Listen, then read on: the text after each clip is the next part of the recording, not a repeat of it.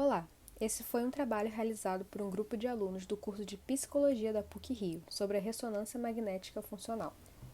A aquisição de imagens por ressonância magnética funcional é uma técnica de fundamental importância para detectar regiões ativadas no cérebro durante a realização de uma determinada tarefa. A RMF é uma modalidade de neuroimagem médica não invasiva que permite identificar a plasticidade cerebral, avaliar memória e acompanhar o desenvolvimento normal do cérebro ao longo da vida. A característica mais importante dessa modalidade de imagem médica é obter o mapeamento de funções cerebrais, tais como processos motores e linguagem, sem necessidade de injeção de radiofármacos ou uso de radiação ionizante. A ressonância magnética funcional tem permitido aos cientistas conhecerem melhor a conectividade funcional e estrutural entre áreas remotas no organismo, bem como a forma com que se comportam as redes neuronais do nosso cérebro, especialmente quando estamos em repouso. Mesmo quando estamos dormindo, a atividade neural continua sua função. É bem interessante esse aspecto, porque o funcionamento normal do cérebro precisa dessa rede de repouso, estando ele ativo, porém incapaz de realizar uma tarefa complexa como a fala. Para que a pessoa consiga desempenhar a tarefa de falar de forma adequada, a rede de repouso precisa ser desativada. A compreensão das redes neurais e de suas atividades durante o hiperrepouso do corpo pode ajudar os cientistas a estudarem o autismo, o Alzheimer e a epilepsia, sendo possível localizar o lugar exato do cérebro gerador dos episódios ou da doença e possíveis causas, que podem ir de razões patológicas ou lesões traumáticas. Além disso, a técnica possibilita a investigação do funcionamento cerebral sem que seja preciso que o indivíduo responda a algum estímulo. A ressonância magnética funcional pode contribuir até mesmo para as pesquisas que buscam descobrir como a consciência funciona no nosso cérebro, uma vez que ele tem uma grande função em situações não conscientes. Mais especificamente, existe uma grande parte do nosso córtex cerebral que opera sem que estejamos conscientes. Muitas vezes nós vemos as coisas, mas não estamos conscientes do que vimos. Esse efeito é chamado de priming subliminar. Uma grande parte do córtex cerebral é ativada de forma inconsciente, então o indivíduo pode não ter percebido os outros estímulos, mas o cérebro sim. A atividade cerebral ocorre em vários níveis e não necessariamente eles chegam à tona no nosso consciente. Nesse aspecto, a ressonância tem ajudado nos estudos de neuropsicologia. O artigo que encontramos relata a experiência em uma tarefa comportamental de fluência verbal na determinação da lateralização da área cerebral da linguagem. Avaliaram-se os exames de RMF de uma clínica de imagem particular em Curitiba, por um período de aproximadamente 2 anos. O objetivo do artigo foi encontrar o melhor paradigma de ativação na avaliação das funções de linguagem e memória, visando a substituição do teste de WADA, largamente utilizado nos dias de hoje. A avaliação foi realizada de novembro de 2000 a fevereiro de 2003 no Centro de Diagnósticos por Imagens do Paraná. Foram 19 pacientes, sendo 11 mulheres e 8 homens com idade média de 32,4 anos. 17 eram portadores de epilepsia. A causa da cirurgia era epilepsia refratária ao tratamento clínico, condições de vida restritas devido à ocorrência de crises e provável foco irritativo único. 2 não eram portadores de epilepsia e a causa da cirurgia eram pacientes psiquiátricos candidatos à cirurgia de cingulotomia. E tinha também um subgrupo de 5 pacientes que realizaram anteriormente o teste de WADA e aí por isso os resultados foram aproveitados para a realização de uma comparação. O método está na determinação do hemisfério dominante para a linguagem. O teste de WADA continua sendo a única técnica para determinar as áreas de dominância da linguagem no lobo temporal. Só que ele apresenta limitações, já que é um procedimento invasivo e que só determina em qual dos hemisférios se encontra a área da linguagem, enquanto são necessárias informações a respeito da localização precisa dentro do hemisfério para melhores resultados cirúrgicos. A avaliação da linguagem normal do indivíduo vai ser realizada logo antes do início do teste, na fase de pré-teste. Logo depois vai ser feita uma arteriografia que vai estudar a anatomia vascular do paciente para evitar complicações. O teste que vai ser aplicado é o descrito por Lauren 18, onde o paciente fica na posição supina com os braços elevados e estendidos e são injetados manualmente em 4 ou 5 segundos dentro da artéria carótida interna pelo cateterismo da artéria femoral, 125 mg de amital sódico. O lado suspeito do foco irritativo vai ser testado primeiro.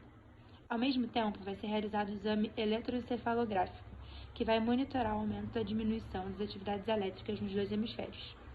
No início, vai ser testada a compreensão de comandos simples. Vão ser apresentados itens para posterior evocação e testagem da memória e a dominância cerebral para a linguagem vai ser determinada. Ela é avaliada por meio de testes de nomeação de objetos reais, de figuras, de leitura de palavras simples, fala automatizada e compreensão de ordem simples. Esperem-se, então, mais ou menos 30 minutos para o fim do protocolo, para ir fazer o mesmo procedimento no outro hemisfério. A ressonância magnética funcional vai proporcionar uma alternativa não invasiva com produção de imagens detalhadas do cérebro que mostra a localização de um sinal associado à atividade neural e com o mecanismo de captação de alterações hemodinâmicas e metabólicas. O artigo vai descrever todo o funcionamento da máquina, mas não achamos que seria relevante para o objetivo de nossa apresentação. Antes da ressonância começar, todos os participantes fizeram uma avaliação neuropsicológica para entender qual é o atual estado das funções de linguagem deles, e também um pré-teste que determina se ele é capaz de realizar a tarefa comportamental. Já na ressonância em si, cada bloco de tarefa é constituído de 1 minuto, intercalando espaços de repouso de também 1 minuto. No intervalo de repouso, o paciente é instruído a não falar nada e a pensar em uma figura geométrica, geralmente um círculo. O exame começa com o intervalo de repouso e, em seguida, é dito uma letra. O paciente deve falar palavras que iniciem com essa letra até receber uma ordem para parar. Eles são instruídos para, durante a realização do exame, pronunciar palavras sem movimento de cabeça e mandíbula e evitar mudanças na frequência respiratória durante a fase de ativação, para minimizar artefatos de movimento. Vem então o segundo momento de repouso, seguido da sugestão de uma segunda letra. O processo se repete até a terceira letra. Faz-se então um intervalo de 10 minutos, quando o protocolo é novamente repetido com letras diferentes. A primeira sequência seria a avaliação principal, enquanto a segunda serviria como reserva. Quanto aos resultados, 19 pacientes foram avaliados, e destes 19, 3 tiveram problemas na realização de seus testes, que foram os pacientes 7, 14 e 19. Um desses 3 teve um alto grau de agitação durante o exame, o que impossibilitou a realização da sequência de imagens, e os outros 2 usavam um aparelho ortodôntico metálico, o que causou interferência no campo eletromagnético do equipamento e fez com que ocorressem vários problemas nas imagens produzidas, apresentando uma ativação simultânea em vários locais do cérebro. Nos outros desses pacientes que o exame foi realizado perfeitamente, eles foram detectados com dominância para a linguagem no hemisfério cerebral esquerdo. E outra coisa que foi observada também nesse exame foram que 14 pacientes foram detectados com dominância manual à direita e 2 à esquerda. A maioria dos pacientes foram detectados também com foco de ativação no giro frontal inferior, com exceção de 2 pacientes, que foi o paciente 9, que o seu foco de ativação foi no giro temporal médio, e o paciente 3, que o seu foco de ativação era na porção anterior do lobo temporal. A tabela ao lado mostra a descrição dos pacientes e os resultados obtidos nesse estudo. E você pode reparar que alguns estão escritos inconclusivo, que foram justamente os pacientes que tiveram problemas na execução do exame. E nessa coluna escrito RMF, RMF significa ressonância magnética funcional, né? E aí tá dizendo respeito, basicamente, à dominância para a linguagem dos pacientes, no qual todos foram detectados com a dominância no hemisfério cerebral esquerdo. Essas imagens a gente encontrou no artigo mesmo que a gente usou para fazer essa pesquisa, e são exemplos de exames de ressonância magnética funcional com a área de linguagem à esquerda. Na imagem A, a gente vê a ativação no giro frontal inferior, que foi detectado na maioria dos pacientes, e na imagem B, a ativação na porção anterior do lobo temporal, que foi detectado no paciente 3. Das 19 pessoas que realizaram esse exame, foi feito um subgrupo com 5 pacientes que, além da ressonância magnética funcional, também realizaram um teste de WODA. E os resultados estão apresentados aí nessa tabela. E o que mais chamou atenção foram os pacientes 4 e 5, que tiveram os resultados um pouquinho diferentes dos demais. Elas foram detectadas com lateralização mista da linguagem, o que significa que os 2 hemisférios cerebrais contribuem em diferentes graus para produzir a fala. Quanto à compreensão da linguagem, ela é bilateral, o que significa que tem contribuição dos 2 lados do cérebro. E quanto à fluência verbal, o funcionamento das 2 pacientes é mantido totalmente à esquerda. Nos demais pacientes desse subgrupo, de forma geral, é possível concluir que teve uma concordância entre a lateralização da linguagem através do teste de WODA e da ressonância magnética funcional. Quanto à discussão do artigo, dessa pesquisa, a primeira coisa que a gente pode concluir em relação à ressonância magnética funcional é que ela é um método muito promissor de investigação da dominância da função de linguagem, mesmo que ela não consiga englobar todos os aspectos da linguagem que são desejados, Mas ela tem evolução ainda também, então é muito promissora. Mas ela também tem pontos negativos, que primeiramente ela depende muito da colaboração do paciente. E isso foi visto até nessa pesquisa, que um dos pacientes que não conseguiu terminar o exame foi justamente porque estava com um alto grau de agitação, e esse é um exame que precisa que o paciente esteja imóvel. Então, isso é um ponto negativo, Você acaba ficando muito realmente na dependência do paciente, de como ele vai colaborar. E também tem um outro ponto, que é a interferência de aparelhos metálicos, como marca-passo e próteses dentárias. Isso também foi visto nessa pesquisa, Porque 2 pacientes também não conseguiram concluir o exame porque usavam um aparelho dentário. E isso causou interferência no campo eletromagnético do equipamento. Então, basicamente, os pontos negativos da ressonância magnética funcional é que eles dependem muito de fatores externos, que podem causar alterações no resultado,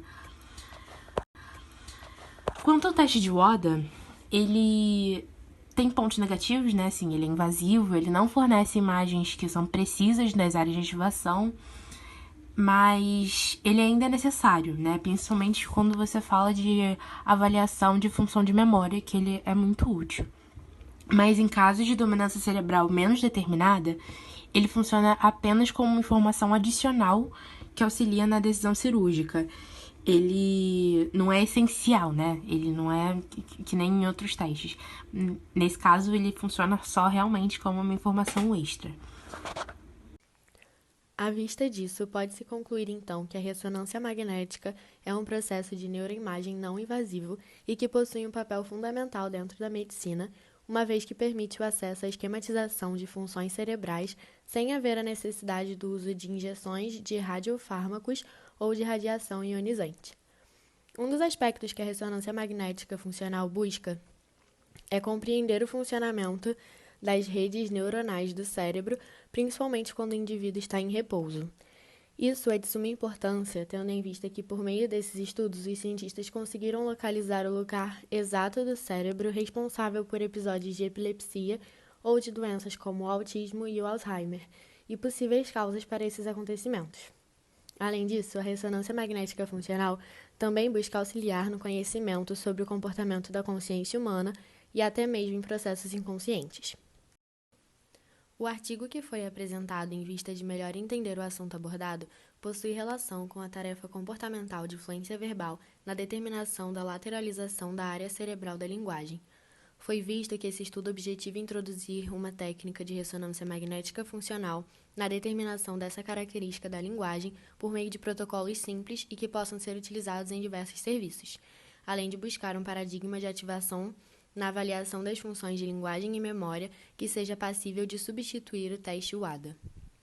Ainda sobre o artigo, foi observado que a maioria dos participantes da pesquisa era portadora de epilepsia e candidata ao tratamento cirúrgico, e como método de investigação foi analisado o foco de ativação em hemisfério direito ou esquerdo para então determinar o hemisfério dominante para a linguagem. Como resultado desse estudo, foi possível concluir que o maior ponto de encontro entre a ressonância magnética funcional e o teste WADA está presente na avaliação do lobo frontal, especialmente no córtex pré-frontal dorsolateral. Ademais, com efeito, notou-se que a principal área de ativação do cérebro é o giro frontal inferior, o qual está relacionado à articulação da palavra.